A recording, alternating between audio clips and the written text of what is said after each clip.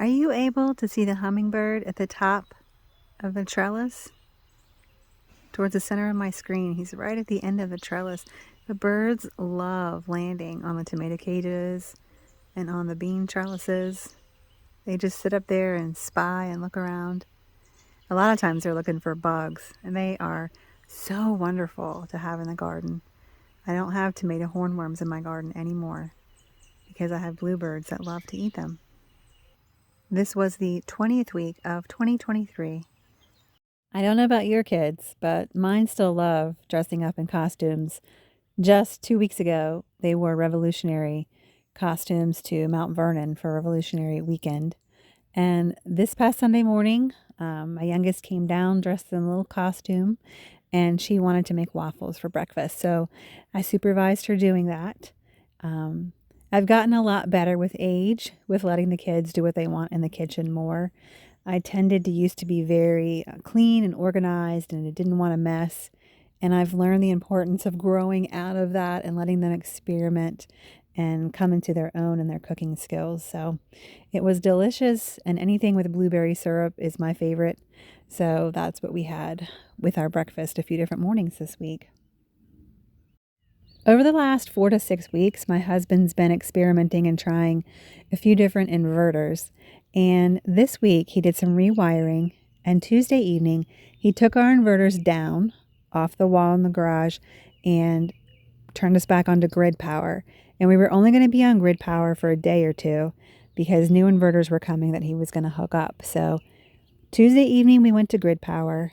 Wednesday at 11 o'clock, the grid power went out. So I was reminded why we chose to put solar up, because the power company here will just drop power on a perfectly nice day. And if it happens to be raining and storming, it'll drop power for 3 days. So it was about 11 o'clock Wednesday morning. I had just mixed up bread dough and the power went out, and I had no inverters to back up. So I went and got my sun oven, which I haven't used yet. I've read the instructions, but I haven't actually used it. I put it out in the yard. Thankfully, it was a beautifully sunny day.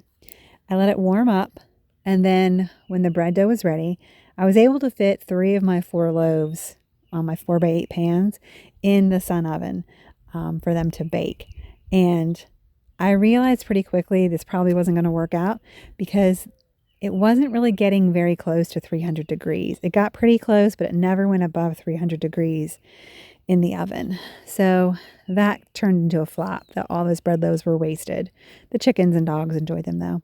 But it was about 3 hours. The power came back on. I was able to make more batches of bread in the evening. And Thursday afternoon, with my father-in-law's help, my husband was able to get the new inverter up on the wall. It's up and running, and our batteries dropped pretty low, and now it's cloudy. So we're still on grid power. But he did test the inverters today. They did amazing stuff. He's super excited about them, and he will be sharing about them over on his channel in the coming weeks and months as he tests them out more. But I'm so happy to have the solar power back.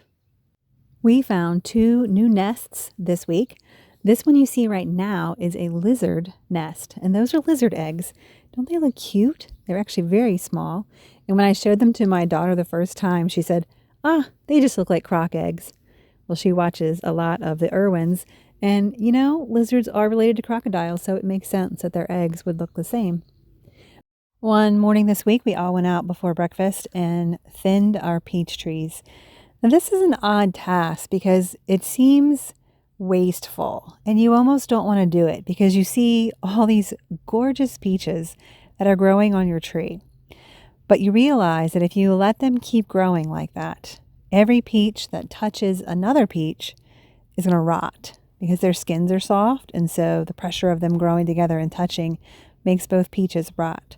So that's one reason you have to thin them.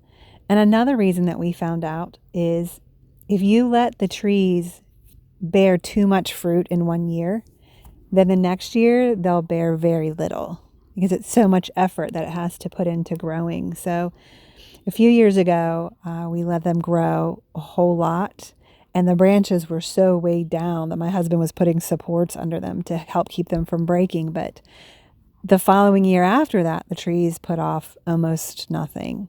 So this year we wanted to not only thin them for the sake of not having rotting fruit, but also so that we wouldn't overburden the trees and they would still hopefully be able to consistently bear fruit each year. So we went through this process of thinning them.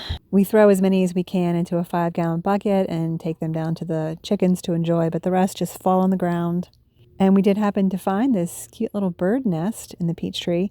We avoided disturbing it, but we never saw the mom come and sit on it while we were there, of course. We actually had a lot of rain this week, so there was no grass cutting at all. It's actually been 8 days since the grass was cut, and it's starting to show. So I'll probably have to get to that on Sunday. As far as planting in the garden, I did put seeds in for some green beans, for pinto beans, and I did do 2 squash plants and 2 zucchini. Oh, I put the seeds in, so we'll see if I can handle the squash bugs for those and maybe get some fruit out of them. I did also transplant some cucumbers that I had started in my greenhouse, and the last of the tomatoes were transplanted. So that gives me a total of 58 tomato plants this year. And now I'm just sitting on my hands and waiting for it to be warm enough to put the pepper plants in the ground. I have put them in early before with the tomatoes because it seems like it's, a nice temperature, but the pepper plants really struggle if you don't wait until it's at least a consistent 60 degrees at night. And for us, that's the end of May.